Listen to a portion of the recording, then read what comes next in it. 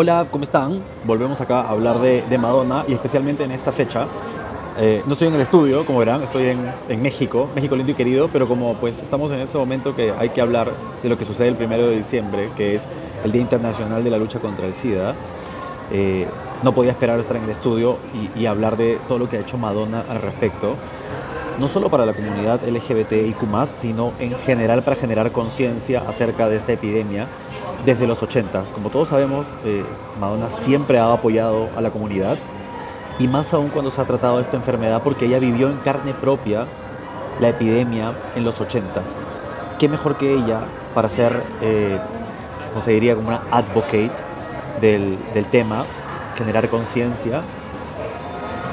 Como también lo ha hecho en su momento Elizabeth Taylor, como también lo hizo en su momento Lady Di, y muchas mujeres, pero especialmente Madonna creo que ha sido la que más fuertemente ha luchado al respecto. Y quise hacer como un recuento, década por década, de todas las veces que Madonna ha hablado acerca del tema.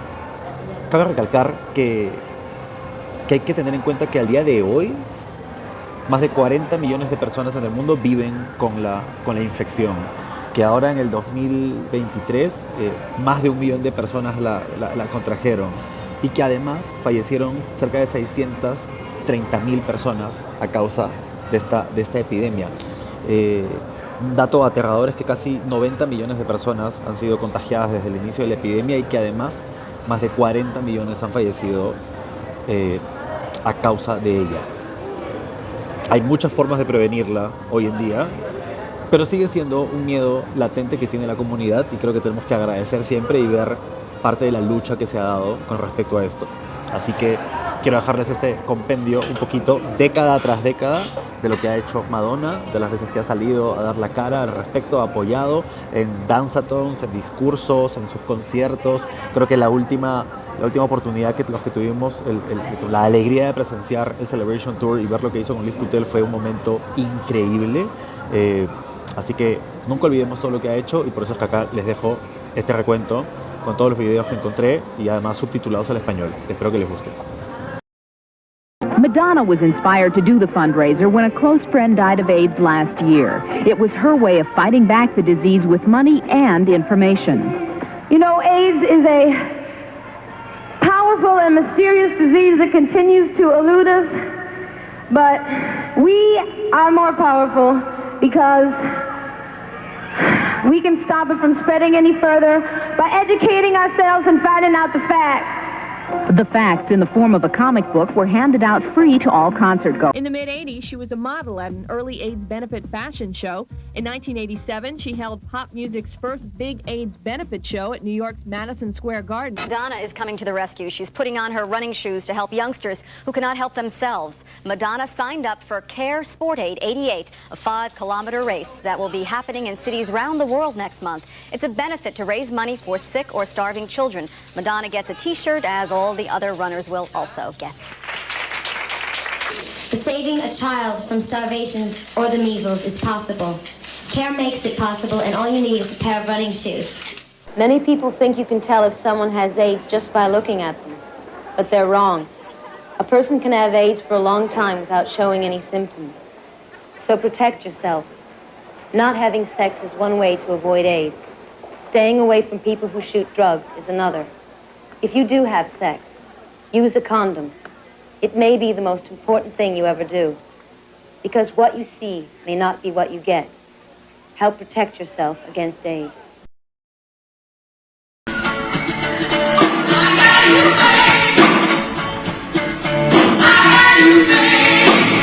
In Los Angeles recently when she turned out to take part in a charity dance marathon to benefit AIDS victims, one of whom was a longtime personal friend. I'm really here for 2 reasons. Number one is because I really believe in AIDS Project LA and the services that they have provided for people with AIDS and in the Los Angeles community, and for the prevention education that they support. Christopher Flynn is responsible for teaching me. Chris Flynn, who introduced Madonna at this fundraising dance-a-thon for the AIDS Project of LA, is an AIDS victim himself. He's also the first dance teacher Madonna ever had, and still a very close friend. You will understand the depth of my faith in her when I tell you that she was among the first persons I turned to when I was diagnosed. She understands, she cares, and like you, she knows that being here makes all the difference. You know, he's thanking me for being here, but I have to say thank you to him because he's the man responsible for encouraging me to go after my dreams, to go to New York, to, I don't know. He taught me, I went to my first dance class with him. He's a great guy. As your oldest living disco partner, I claim the first dance.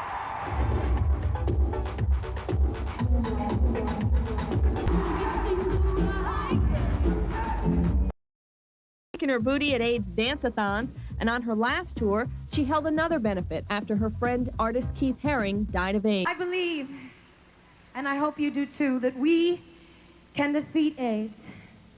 We can do it if we do it together. The networks won't even play ads on TV that are about condoms, about birth control, about practicing safe sex. We're pretending like we don't have a lot of teenagers that are having sex in the world right now. Why are we, why are we subjecting ourselves to this kind of ignorance? Look, I'll tell you what their answer is going to be to you. They're going to say, you know what, we really are concerned about these issues, and we really are concerned that our children understand them, but quite frankly, it is our job to instruct our children, and we don't want you on television in the kinds of ways that you're on television, giving those images to our children. Thanks anyway. Well, guess what? They're not doing their job because the teenage pregnancies in this country have reached, a highest high. I mean, we have sophomores in high school who are having their second babies already, okay? And the rate of AIDS is raising in the heterosexual community at a really frightening rate, okay? So why is that? These parents are not doing their jobs. Well, I'm very honored to receive this award. In the back of my mind, I feel that I don't really deserve it. In fact, I feel a little guilty because it's very easy to it's very easy to lend your name to a celebrity fundraiser if you're famous. And it's very easy to donate money to AIDS research if you're rich. What isn't easy is changing the way that people think. While the AIDS epidemic is wreaking havoc on this planet, it's also released a wave of homophobia that is truly frightening.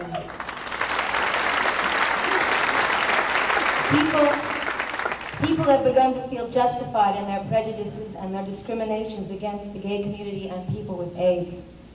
And it takes a lot of courage these days to come out and say, I'm gay, but it takes a fucking warrior to come out and say, I have AIDS.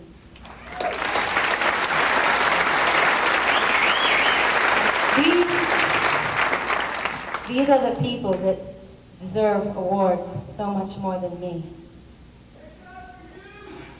So, to the handful of people that I have known and loved dearly that have died of AIDS, to the thousands I have heard about, and to the millions I will never know, I share this award with you. You are my heroes. Thank you. Including Madonna, Stacey Q, and Steve Bronski. Music was both live and recorded on what's billed as the largest wooden dance floor west of the Mississippi. Disc jockeys from 5 LA nightclubs donated their services. Dancers donated at least $75 each, with all proceeds going to AIDS Project Los Angeles. In addition to research, they'll use the money for counseling, housing, food, and in-home health care.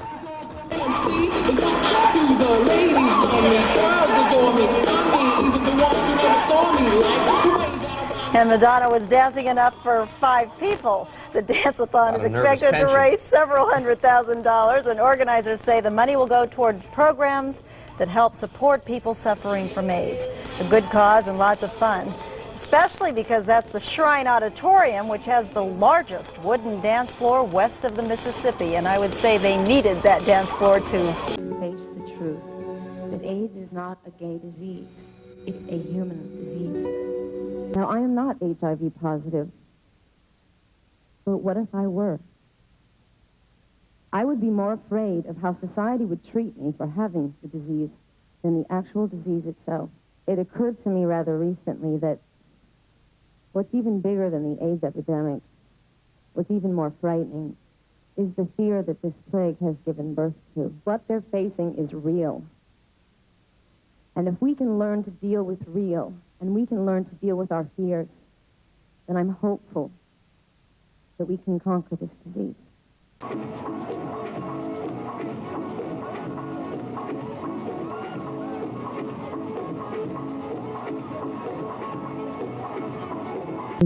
The message that Bush is giving everybody is that AIDS is a gay disease, and that there's something wrong with you if you're gay. And I totally disagree with that, and I think for that reason he's sort of setting everything back. The premieres for this movie are going to be AIDS benefits, I gather, are they not? And you continue trying to do something. Do you read up on that? Do you try and keep up with what's going on medically with AIDS? Yeah, I try to. Obviously, I mean, it used to be in the newspapers all the time. Now it's not like front page stories anymore. Yeah, but I get literature from Matilda Krim and you know, APLA and AMFAR and stuff, as far as, you know, recent developments and experimental medications and stuff like that. This next song I wrote about two very dear friends of mine who died of AIDS. And though you don't know my friends, I'm sure that each and every one of you tonight knows someone or will know someone who is suffering from AIDS, the greatest tragedy of the 20th century. For all of you out there who understand what I'm talking about, don't give up. Third annual AIDS Dance-a-thon, sponsored by the local chapter of GMHC, the Gay Men's Health Crisis. Madonna, a longtime AIDS activist, was among the charity revelers once again this year.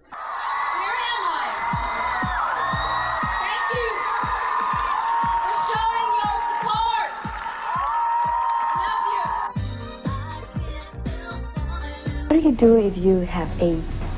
What would I do if I had AIDS? I would probably do everything I could to live a long and healthy life. What do you think about the real world now, the problems? Well, it's sort of a strange question because the real world consists of everything, good and bad. There are good things, there are triumphs, and there are tragedies in life. So AIDS is part of it. If you're asking me what I think of AIDS, I hope and pray that we find a cure for it, because it's killing all of my friends. Algunas personas piensan que el amor los protege de SIDA. Están mal. Amor no, los condena sí. ¿Entiendes? La vida es muy importante, ¿sí? Cuidado a la memoria de mis amigos. Madonna and friends helped raise almost $200,000 at an AIDS fundraiser in Los Angeles. A high-profile material girl has toned down her oath.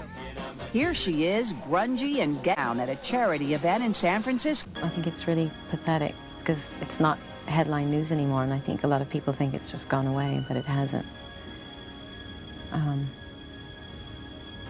And I think what's really happening is that, you know, that straight community isn't taking responsibility for it, because that's really where it's spreading. Gala benefit was held for AIDS Project Los Angeles. The celebrities came out in full force. The one person who really turned heads from the moment she arrived was none other than Madonna. She's now about 6 months pregnant, but that didn't stop her from participating in the fundraising show for AIDS Project Los Angeles. Please, please, from the bottom of my heart, stop sending baby gifts to my home. There's no room. Years ago, I attended the first Los Angeles AIDS Dance-a-thon, and I'm here this morning for the same reason I was then. AIDS remains a deadly disease that kills people. The crisis continues, and it demands everyone's sustained and active support. And since Washington, D.C. has focused their attention elsewhere lately, bills sit in Congress that should be passed that could fund the necessary education to kids who still don't know about AIDS prevention. And can someone please tell me why Kenneth Starr gets $45 million for a ludicrous investigation, and they cannot fund one needle exchange program. There's something wrong with this picture. If only we could get Congress to pay attention to more important things. I'm here to say that anyone with a conscience has a responsibility to themselves and to the rest of humanity to not be lulled into this sort of complacency. There is no cure for AIDS. There is no cure for AIDS. There is no cure for AIDS. Today, too many people shun those with AIDS. People with AIDS are often victims of discrimination and even violence. Putting that kind of stigma on people is wrong. This is the 21st century. There's no excuse for failing to treat those who are sick. And there's no excuse for treating people badly who have AIDS. The choice is ours to make. Let's be smart and let's be compassionate.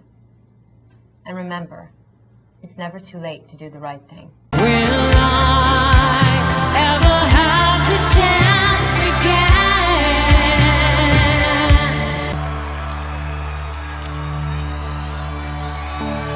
I decided to investigate for myself, and I ended up going on the journey of a lifetime. In the last 2 years, I have witnessed unbearable suffering and loss, but I have also witnessed the resiliency of the human spirit. I would also like to thank AMFAR for all the amazing work that they've done over the last few decades. It's true what Sharon says. If it weren't for all the research that they've done, we wouldn't have the life-saving drugs, many and most of the life-saving drugs that we have that keep people alive who are HIV positive. So thank you, AMFAR. I decided to make this film because I was made aware of the over 1 million children who have been orphaned by AIDS. I felt like this was a story that the world needed to hear, so I made a film. And this film takes you on intimate personal journeys with people whose lives have been touched by the AIDS epidemic, children who've lost their parents, parents who've lost children, families that have been devastated, an entire generation of adults that has been wiped out because of this disease. People always ask me why I chose Malawi, and I tell them, I didn't. It chose me. I also want to point out that today is World AIDS Day. Yes. And it's important to remember that we still haven't found a cure for AIDS, but we have found a way to keep people alive and healthy. And that is because so many amazing people for more than 3 decades have been doing amazing work to make that magic happen. Yes. And I want to, please bear with me because I feel like I should acknowledge not only the dearest, greatest, most amazing and lovely friends of mine who died of AIDS so many years ago, who still do. The entire family of my adopted son died of AIDS. It's just recently. It's not a disease that has gone away, and we need to remember that. So let's give a big thanks to people who continue to fight to find a cure for this disease. And let's acknowledge all the people who have passed, who have fought to raise awareness. We shall overcome one day. Thank you. And I remember the pandemonium and the fear and people trying all kinds of drugs that didn't work and doing my own drug runs to Mexico for my friends to buy experimental medicines that were supposed to help cure but ended up killing them even faster. And a lot of activist groups were forming, but everybody was fighting amongst each other and research was not going fast enough. And after I lost my best friend and roommate, Martin Burgoyne, and then Keith Haring, happy birthday, Keith, I decided to take up the bullhorn and really fight back. I started to do, well, what some people perceive to be outrageous things. I went to St. Vincent's Hospital. I heard there was a whole ward of men and women dying of AIDS. When I arrived, I felt like I had entered a concentration camp. emaciated bodies in every bed, and all these people who had been abandoned by their families and their friends and their loved ones. I decided to defy the universe and get into every bed and put my arms around as many humans as I could and make them feel loved and human. I came home smelling like shit and vomit and death and defiance. I came home smelling like gratitude. I walked out into my courtyard, and my courtyard was filled with news crews and paparazzi, and flashes were going off, and microphones were being stuck in my face, and reporters were asking me how it felt to be diagnosed with HIV and how it felt to have AIDS. And suddenly, everything clicked into place. I realized then and there that if you are going to stick your neck out and fight for the rights of people who are feared or misunderstood or different, you better be ready for the lies, the bullying, the bullshit, the gossip, the hatred, and the abuse. After that, my beloved ballet teacher, Christopher Flynn, died of AIDS. And somewhere in all of that craziness, I became a creamy, smooth pop icon goddess. I decided to use my fame to make even more noise, to fight for more research and more money and more awareness and more compassion and provoke and make trouble, because that's what I do best. So 14 years ago, I heard about an AIDS epidemic in Malawi, a country in sub-Saharan Africa that I'd never heard of before, embarrassingly, a country that had left over 1 million children orphaned by AIDS. I decided to go there and see what I could do, and it was like history repeating itself. Hospital wards filled with emaciated, dying people laying in hallways and under beds, abandoned children wandering the streets everywhere, orphanages overflowing, no medicine, no education about what was happening, and no one talking about prevention. Eventually, I made a documentary called I Am Because We Are, wanting to share this journey. First person who embraced me and gave me the courage to believe in myself and to be unafraid and to follow my dreams was a gay man. My history with AMPAR goes so far back.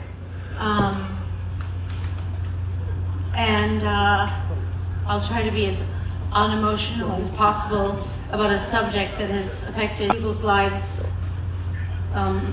mine included, for so many decades. It's kind of astonishing that we're still here talking about raising money and awareness for a disease that should have been obliterated decades ago. For the past 40 years, I have fought for and lost countless friends to the AIDS epidemic. And I'm so relieved to see future generations of artists continue to raise awareness to help find a cure and support those currently living with AIDS. This is so sad. Last year, and this is important, last year, a staggering 1.5 million people were infected with HIV. And can you imagine 160,000 of those people are under the age of 15. Think about it. We're living in a pandemic, right? And it's very serious. But think about this pandemic. It's still not over.